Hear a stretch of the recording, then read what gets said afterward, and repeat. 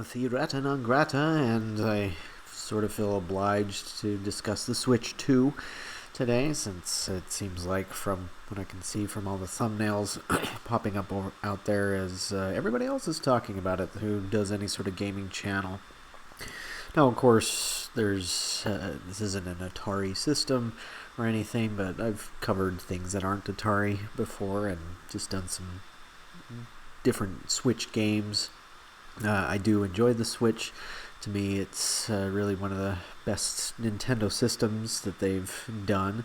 One of my favorites, and it's with the Nintendo Switch Online, they've been able to bring together a lot of, all the classic systems except for the GameCube and the Wii. And of course, some of those have been covered by HD remasters and such. But also enjoyed like the Sega Genesis, that collection that they have on there. And that's where I play the Atari 50th Anniversary Collection, but many other games that I've enjoyed that aren't necessarily tied to Atari. And so it's overall been a good system. I have two of them. I got one around launch time. It was pretty hard to find back in 2017, but I got lucky at a Toys R Us, which has since closed. But later on got an OLED model, because at the time my kids were constantly hogging one of the Switches, and I got the OLED model, and wasn't long after that they stopped really playing Switch for the most part, and so didn't really need to anymore. But it was still very nice as a model, with a slightly larger screen, higher quality screen, better dock in the back. And so they're obviously, with the Switch 2 is, I'm kind of wondering if that's a temporary name, but they're, as they showed in this trailer here, I'm not sure if I should play it so I don't get like dinged or anything. Since sometimes you do anything Nintendo wise and they do seem to get you there, but as this shows even larger screen and little different details on the console itself, including, I think, the charging port was moved to the top there. That's what it looked like, or maybe that was the bottom. But you still, oh yeah, okay, so I guess you have both. So there's two ports, or maybe that will help. So if you want to attach a different USB-C device to it, that will work out. I guess the weirdest thing about this announcement is just how it just sort of appeared on YouTube this morning. And there wasn't any fanfare, there wasn't any announcement. I've found it rather amusing that over the past, I'd say, a year, it seems, Nintendo has constantly, or they've said with every Nintendo Direct that they've announced, that there would not be any information on the Switch Successor within that Nintendo Direct. But yeah, as I was saying a moment ago, I'm sorry, I'm getting off track here with my stream of consciousness tangents. I kind of wonder if this is just a placeholder name. I highly, highly doubt that they're going to say Switch 2 to avoid any comparisons with the Wii U, which of course many are already bringing that up, just due to the fact that, the Wii was a massive, massive success. The Switch has been an even more massive success, and last I heard it was close to, or it had surpassed, the PlayStation 2 in sales, and with that it makes it the best-selling game console of all time. But how do you follow up properly with a successful system? As the Wii U showed, that could be a major flop. Now, of course, the Wii U is doing things quite a bit differently from the Wii. But I know one of the major issues, at least that it seemed to me, was consumer confusion. And so with this, are you going to be able to convince your normal consumers to buy one if all they think, or like say if mom and dad are the ones making the purchasing decisions and the kids are like, hey, we want to Switch too, and they're going to automatically ask, well, you already have a Switch at home. Why do you need a Switch 2? Oh, it has a slightly bigger screen and it's slightly more powerful. At least from what I've heard, I've talked with somebody in Japan who's in the game development community, and he known about the specs on the Switch 2 quite a while in advance, because they needed to know for anything that they were doing. As his company is authorized to develop for the Switch, and it wasn't anything super impressive that they were throwing out there. And of course, Nintendo hasn't necessarily needed to win the Power Arms race. There's that meme out there showing the generational leaps in graphics from, say, like the SNES to the N64, and it's an obvious difference there, but it's the PS4 to the PS5 showing the same game, and it's virtually no difference, or it's a minuscule amount of difference. And so, Nintendo's never felt like they've needed to win that race, especially where graphics have reached the point where you're not getting these massive gains from having vastly superior and more expensive hardware. But yeah, so I kind of, as I was watching this trailer, I kind of wonder. Oh yeah, there's the new stand. I don't know how I feel about that one. I like the OLED model more because it just seems more sturdy. I mean, the original one was crap. My kids broke that one, and we never really used the stand on either one. But it went missing a long time ago. But I've not had any issues with my OLED one. But again, I'm not really using it. But with these new enhanced Joycons, which are slightly larger than the old ones, like, I can't really tell. I mean, from this, other than aesthetics, it's hard to tell what functional differences they have, because they all have all the same buttons on there. But it does seem to have I guess if we go back here a second. Does seem to have like this right here. I kind of wonder if with how this is all set up, if it will have a magnet in there for snapping into place. It does have the it has this here, which I know there was speculation on that when there was a leak about that. And in one of the other images here, this right here pops out like it were a button. So it seems like there's something going on with these, but what I suppose is kind of cool about them, or something different going on with these, I should say, like the joysticks themselves, I really, really, really hope these are Hall effect sensors and not the crap that the Joy-Cons have used, because I have so many Joy-Cons collecting dust that don't work, that have all the Joy-Con drift in them, and so if they don't resolve that, I don't know that I would be jumping on grabbing one of these. It's like, I haven't made a decision yet. I like to see more information on the games before I get to the point. I mean, this was a little unusual, having this scene of these two racing against each other, almost looking at like mice. But this part right here makes me wonder if where the name might not be Switch 2.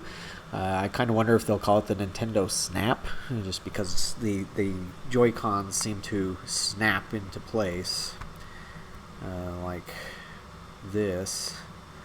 So it seems like that would make more sense than calling it Switch or Switch 2, because they snap in, snap out. I don't know. Maybe I'm wrong, but I haven't heard anything as to what the system's supposed to be called. But aside from that, all they really show are is Mario Kart 9 here, which is looking good, but also not necessarily like this massive leap over 8 either. I mean, I guess you could say, just from looking at this, like, the lighting looks to be a little better defined and detailed than what Mario Kart 8 has, with the shadows being a little more realistic, and of course it's running this at glorious 60 frames a second. I mean, I do hope it does have 4K output on the dock mode itself. From what I've heard, the the screen on the portable version is going to be 1080p.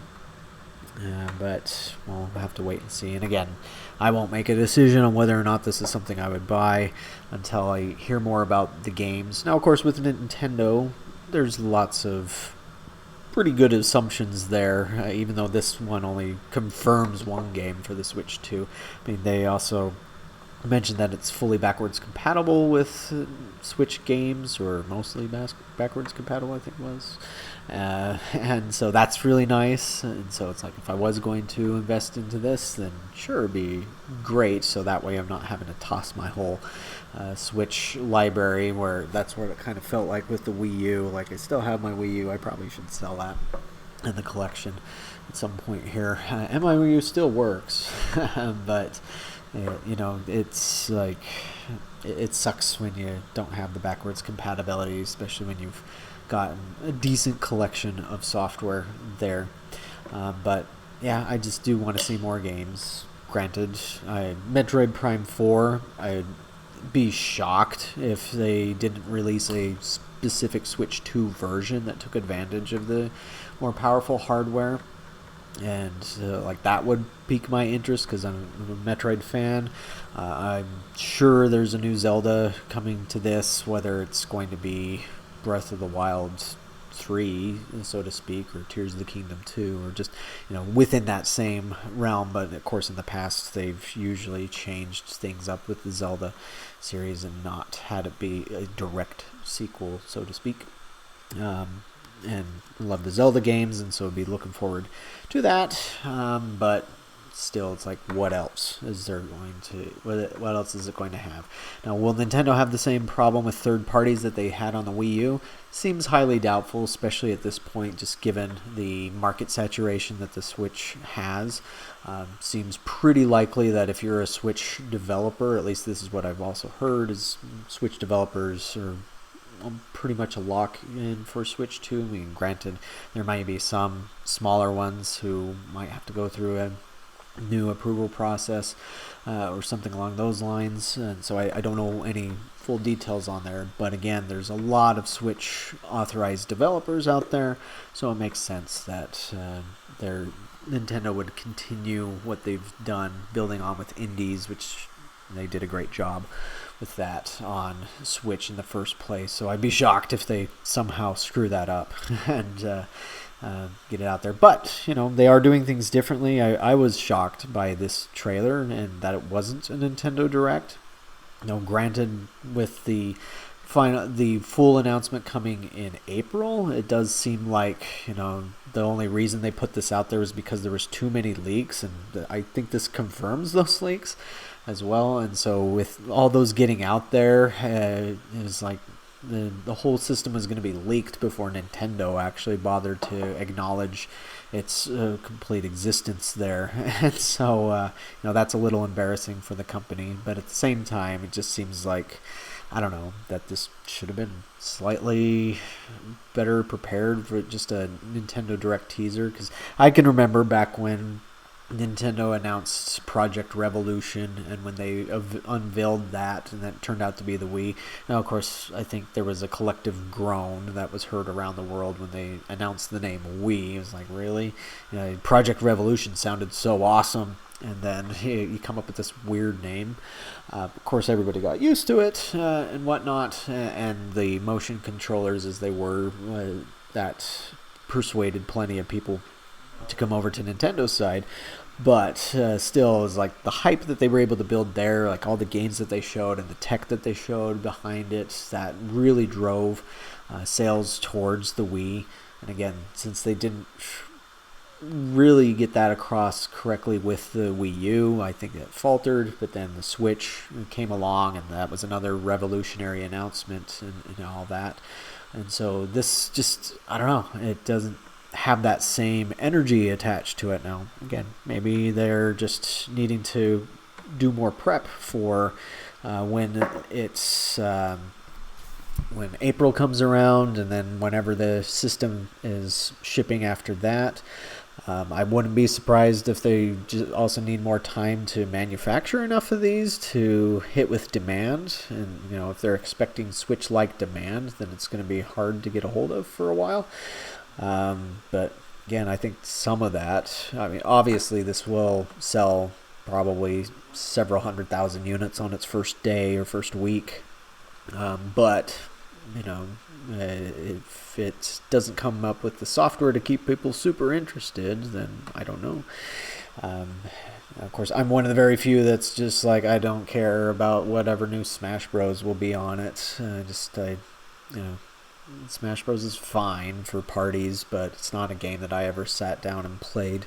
Like Zelda, both Breath of the Wild and Tears of the Kingdom sunk a few hundred hours into each, and or Hyrule Warriors. And Metroid, the different Metroid games, put a bunch of time into those as well. But what Atari games might we see on this? Good question. I'm pretty sure Atari will just keep doing what they have been doing, and working with Digital Eclipse and their other companies that they now own to release content there. I have no idea if there's more recharged games on the way or anything, but with Fatal Run 2077 coming along, that looked like it could run on the Switch, but could run even better on the Switch too. Or maybe I should just keep calling it Snap and make that happen. But we'll have to wait and see what else they have in the wings coming along before we know for sure there. But what would you like to see if you're interested in the Switch 2? Would you like to see Atari continued to do what they've been doing there? That's where I have the Atari 50th anniversary collection, and that's a lot of fun. Of course, I don't know if there's anything that's any significant anniversary that's going to be happening for Atari. They'll have their 60th anniversary, but who knows if they'll want to do a collection for that. For the 75th anniversary, that would seem logical, but I would guess that whatever's after the Switch 2 is going to be the 75th, where that would land. But perhaps Atari could also do something more significant for the console, because let's face it, I know there are some out there that are into the VCS, but that's been a dead letter for a while. And as I argued with people on Atari Age, it needs more than a logo for me to be interested to spend money on it. And just like this, we don't know what the price is on this. We can make some good assumptions on the games, but we still don't know for sure what games are on it other than Mario Kart 9. And that's not everybody's cup of tea, although it's plenty of people's cup of tea, given how many millions of units it sold. And I've played lots of Mario Kart 8. And so it's that's interesting to me. But again, I would like to see, Prime 4, another Zelda, maybe a new IP from Nintendo. And sometimes they come out with new IP that's very cool and interesting, like Splatoon. Other times it's somewhat forgettable, like ARMS. But wouldn't mind seeing more from them in that regard, as well as what third parties are going to do, and maybe some unique things that can come to it. For me, exclusives matter, and that was one reason why the Atari VCS, among some other reasons, just never had the fuel that it needed to be a market success. And it's I know I was arguing with some people who they thought that the VCS was going to have a bunch of remakes of different Atari games on it, but I never really got those, especially not as exclusives. Yeah, sure, it got the recharged games, but those were also available on everything else, and that was always the big problem with the VCS, whether you like it or not, is that you could get the games somewhere else, and you could get it on something like the Nintendo Switch. And every time somebody would come up on the VCS and say, well, it's a great system for indies. Well, yeah, but the Switch was a better system for indies because it not only had a lot of the same indie games that the VCS had, but a lot more. Because this is the economics of a game console, is a console has to have a lot of sales to interest more developers to jump on board. And so if you don't have the sales there, if the VCS only sold 10,000 or less, that's not something you want to invest your money into for developing a new game. I know of at least one game. How many they sold? The company wouldn't authorize me to say how much money it made, but it was not a high number. It was somewhere in the 4-digit range, and it was bought by a lot of people who own the console. and yet it still didn't make a ton of money. And so that's not a way to get more people interested in your console. But I don't think this Snap is going to have that much of an issue. Anyways, that's a long rambly thing about the Nintendo Snap, as I will call it. What do you think about this one? What do you hope to see out of it? Or are you not interested at all and you're just waiting for the next Xbox or the PlayStation 6? Let me know in the comments below, or the Atari VCS 2, I guess, but I don't know that that's happening. Let me know in the comments below and we'll catch you in the next video.